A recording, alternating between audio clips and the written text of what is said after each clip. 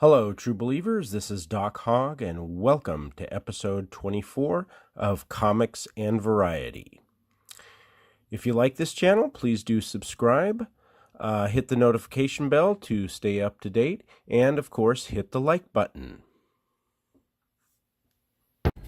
Before I start with Spider-Man Life Story, I want to briefly talk about an indie comic called Hiro, H-I-R-O, which stands for Hardware Integrated Reanimation Ordnance. And you'll find out what that is in just a minute. It's created by Macho Dano and Muttman, which I assume are pen names. Anyway, they were nice enough to send me a preview, and I'll start by saying that I really like this artwork on the cover. It's pretty cool. The rest of the preview, though, had not been colored in, and without the coloring, the artwork is kind of so-so. So I'll say that I'm looking forward to seeing the full color version. That said, it looks like there's a very good story here. To wit, the U.S. and Russia are at war. The U.S. is losing, and in desperation, they are turning to a biotech genius named Dr. Krupin, whom apparently the U.S. has sort of stolen from Russia. And he is trying to create new soldiers by reanimating dead soldiers. And here we see the military is pressuring Dr. Krupin. He doesn't want to run a test, but he does so. And there is one small mistake here. Dr. Krupin protests by saying that, quote, the neural bridge is faulting in rage phase. And the general that's pressuring him responds, quote, I'll be faulting in rage phase if you don't get on with a test. And he says that in the next panel. However, he says it while Krupin is starting the test. Obviously, that comment should come before Dr. Krupin is actually running the test. That way it is clear why he is actually running this test despite his misgivings. However, don't construe that as a major criticism. I mean, it would be if this was a comic from, say, Marvel or DC, but this is Macho and Mutt's first attempt at a comic, and I'm just pointing out a little flaw. This is not a major criticism. Okay. Now, what I do like about this panel is that the creators have a bit of fun with the reanimation device, calling it Beetle-like. I think it kind of looks like a vacuum cleaner, but it's cool, and they're not taking it too seriously. Of course, the test doesn't work, the general storms out, and it ends with Dr. Krupin heading home, being driven by a friend, and we see that the friend is carrying a corpse that was in the trunk of the car, and it looks like Dr. Krupin is going to go ahead with an experiment at home, which, kind of makes you wonder, maybe his earlier misgivings aren't genuine. That's interesting. And there's a lot that can be done with this. For example, will the reanimation equipment fail in a battle zone? What happens when the enemy gets a hold of this technology? And so forth. Macho and Mutt have set up all of that here, and it looks like a lot of fun. I'll provide a link to Hiro's Indiegogo page in the comments below. And yes, I think you should back this. Okay, so now on to Spider-Man's life story. When I started to work on this review, I was initially going to say that issue 1 of Spider-Man Life Story was quite good, and that issue 2, well, it stunk. But as I reviewed issue 1, I realized I didn't care for that as much as I thought. And now I kind of think that the series isn't very good, and I think the problem is in how the writer, Chip Zdarsky, is approaching this. So for those of you who aren't familiar with the premise behind Spider-Man Life Story, this is a pretty succinct description from an article at the website Comic Book. I'll provide a link to this to this article in the comments below. Quote, the series will reimagine what Spider-Man's life would be like if he aged in real time from the moment he was first introduced into the Marvel Universe in 1962. Each issue will be set against major moments from a different decade. Releasing in March, Spider-Man Life Story number 1 will take place in 1966, with Peter Parker determining how he should use his powers as the nation is increasingly torn apart by the Vietnam War. Okay, so that's the premise of this series. Now, what goes wrong with issue 2 actually begins in issue 1. At the end of issue 1, Captain America intervenes in the Vietnam War. This follows on Spider-Man wrestling, or Peter Parker wrestling with his conscience over whether or not to get involved with that war. And you think that's going to be part of issue 2. No.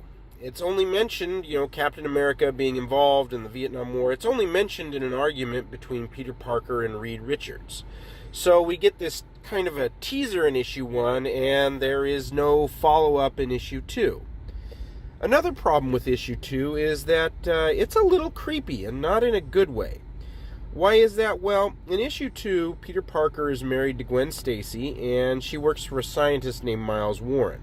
Spider-Man and Black Goblin get into a fight in Dr. Warren's laboratory, and the fight reveals that Dr. Warren has been cloning people, including Gwen Stacy. The fight then ends up destroying the clones, including the clone of Gwen Stacy, but we find out from Dr. Warren that the clone was, in fact, not a clone. It was the real Gwen Stacy, who is obviously now dead. Dr. Warren had cloned her, and Peter was living with the clone. Now, why is this? Well, it's because Dr. Warren wanted the real Gwen Stacy for himself, as we see here. Yeah, I read that, and it was kind of like ick. There's no build up to this. There's no previous hint in either issue 1 or anywhere in issue 2 that something is off with Dr. Warren. It's just kind of sprung on us, and I think without that build-up, it's not really surprising or shocking. It's just kind of creepy. Finally, in issue 2, how do we even know that we are in the 1970s? Well, there is a scene in Studio 54.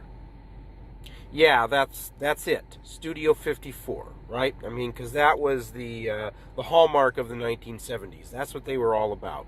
No gas lines, no hostage crisis, no inflation, no Watergate, no malaise, just Studio 54. And that is what I think is the biggest weakness in this series, is that Spider-Man isn't really interacting with any of the big moments of each decade. It's just the usual Spider-Man story with a slight patina of history. For example, in issue 1, we get a flashback to when Peter Parker was bitten by the radioactive spider, and it includes the death of Uncle Ben. No, not that Uncle Ben. Then we meet Harry and Norman Osborn, then we meet Gwen Stacy, then we meet J. Jonah Jameson, then we meet Flash, then we have a fight with the Green Goblin, and then we briefly see Aunt May. The thing is, none of this needs to take place in the 1960s. It could just as well take place in many different time periods. The only thing really related to the 1960s is that Flash is joining the military and going to Vietnam, but he's not being drafted in this story, which, obviously was how a lot of men went to Vietnam. Rather, Flash is just volunteering, and he could have done that during the first Gulf War or after 9/11. It doesn't have to be Vietnam. If you were writing a story that involves a particular decade, and nothing in that story is inextricably linked to the history of that decade, then you aren't really writing a historical series. If you can take that story out and put it in just about any decade, then the history part of the story is not much more than a gimmick. If Chip Zdarsky really wanted to portray Spider-Man as linked to a particular decade, then tell a story about, for example, why the 1960s was the first decade where someone could be bitten by a radioactive spider. Or maybe there is a villain who is taking advantage of the anti-war protests in some way. Those are the types of stories that would link Spider-Man life story to a decade. And that leads me to this question. How can you tell a character's life story and relate it to a particular decade in only one comic that really only has about 30 pages of story? I don't think you can. Each decade probably needs to be 4 or 5 comics at least to tell this kind of story correctly. So to sum up, what the title and marketing of this comic have suggested is that this is the traditional Spider-Man story woven into historical events. But that's not really what we get here. Like I said, the historical part in this series is just gimmicky. It's shallow. And ultimately, it's disappointing. And, the 1980s issue was just released the other day, and frankly, I'm not going to waste any of my time with it. Well, that music means that it is time for Hogg's Headlines, all the news that Doc Hogg wants to report on. Dateline, every dog will have his day.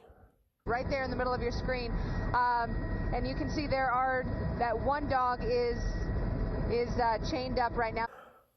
Okay, friends, that's all for now. Until next time, have a very nice day.